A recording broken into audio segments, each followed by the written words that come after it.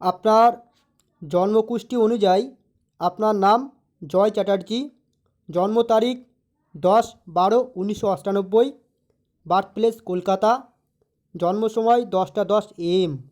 তো আপনার জন্মকুষ্ঠী অনুযায়ী আপনার রাশি সিংহ রাশি, লগ্ন মকর লগ্ন, নক্ষত্র পুষ্যা, গণ নরগণ, বর্ণ ক্ষত্রিয়, তিথি কৃষ্ণপক্ষের সপ্তমী।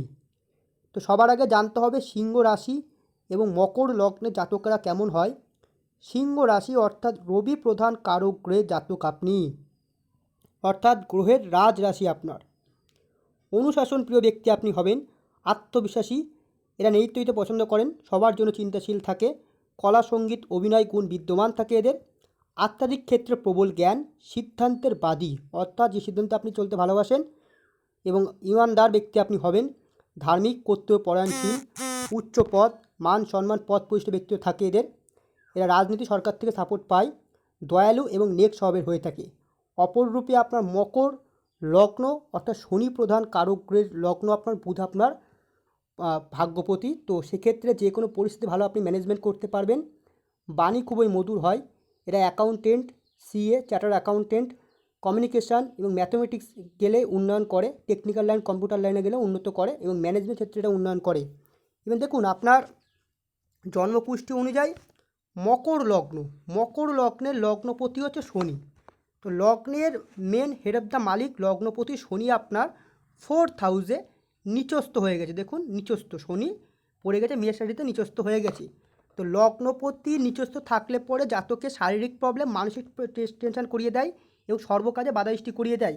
লগ্নপতি আপনার শনি সে নিচস্থ হয়ে পড়ে গেছে, অর্থাৎ ডিসিশন মেকিংয়ে প্রবলেম করিয়ে দেয়। ইভেন দেখুন আপনার জন্মকুষ্ঠী অনুযায়ী 4th হাউসে শনি আছে। 4th হাউস থেকে আমরা কি দেখি?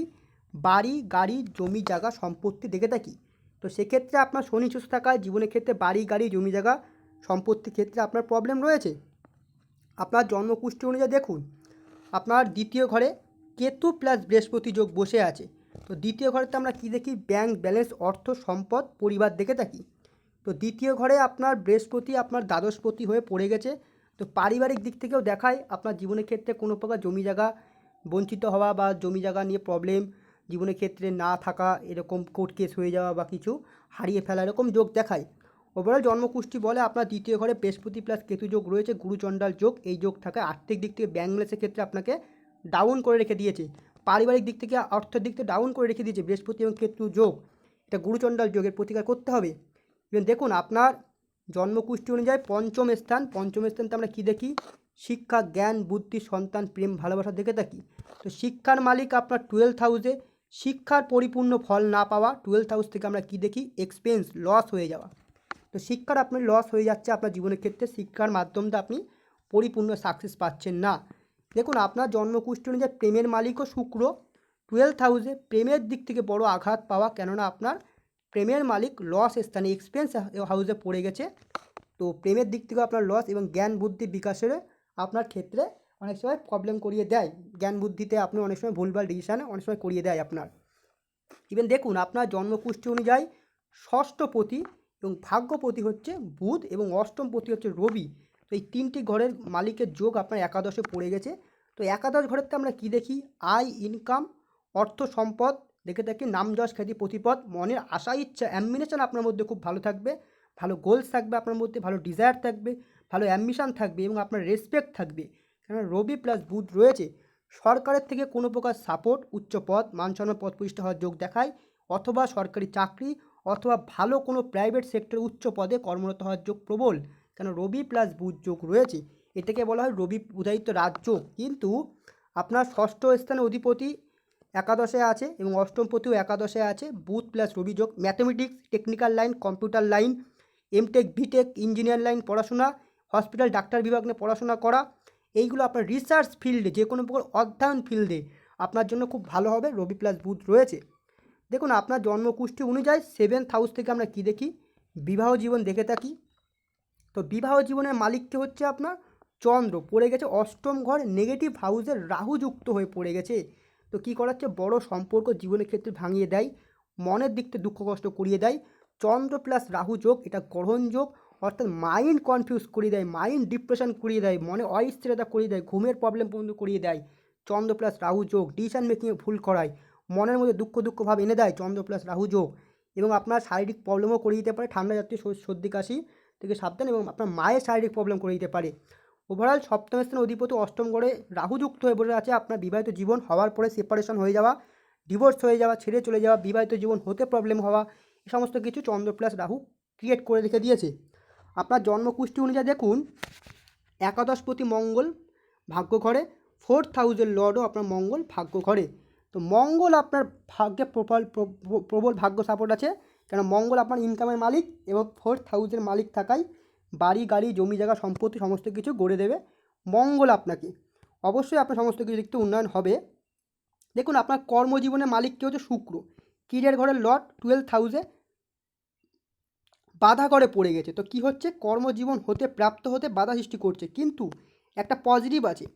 পজিটিভটা হচ্ছে আপনার 12th হাউসে আমরা কি দেখি, বিদেশের স্থান, আদার্স কোনো স্টেট আমরা দেখে থাকি।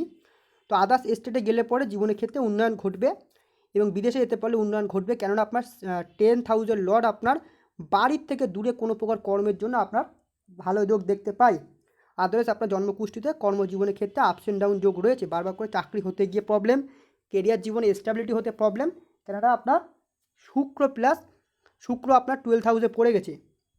বিবাহ চার্ট কী বলছে, বিবাহ চার্ট বলছে লগ্ন আপনার সিংহ, সপ্তম ঘরে রবি আছে, উচ্চ জায়গায় আপনার বিবাহ যোগ করিয়ে দেবে রবি, কিন্তু 7th হাউসের লর্ড শনি সেই নিচস্থ হয়ে গেছে, প্রবলেম সৃষ্টি করিয়েছে।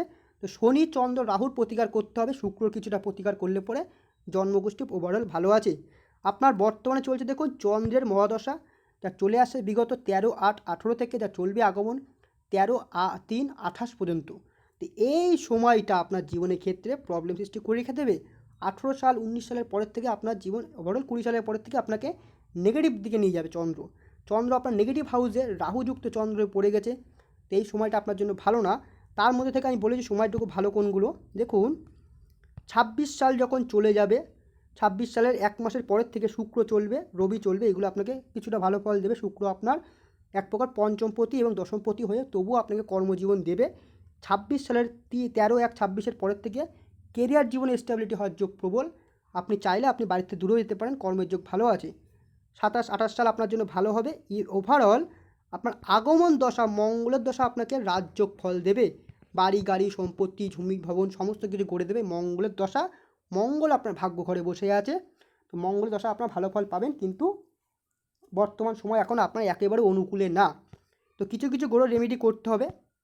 জন্মকুষ্ঠী ভালো আছে, সরকারি চাকরি, উচ্চ পদে কর্মরত, অথবা ভালো প্রাইভেট সেক্টরে জব হওয়ার ভালো জব আছে আপনার, এবং বাইরে গেলে উন্নতির যোগ দেখায়, বাইরে ভালো আদার্স স্টেটে গেলে কর্ম করলেও যোগ ভালো আছে। ওভারঅল সমস্ত কিছু বললাম, বর্তমান সময় অনুকূলে না, বর্তমান সময় প্রতিকূলে। কিছু রেমেডি করলে পরে আপনার জন্মকুষ্ঠী ওভারঅল ভালো আছে। আপনার যদি আরও কোশ্চেন থাকে জানাতে পারেন। ধন্যবাদ।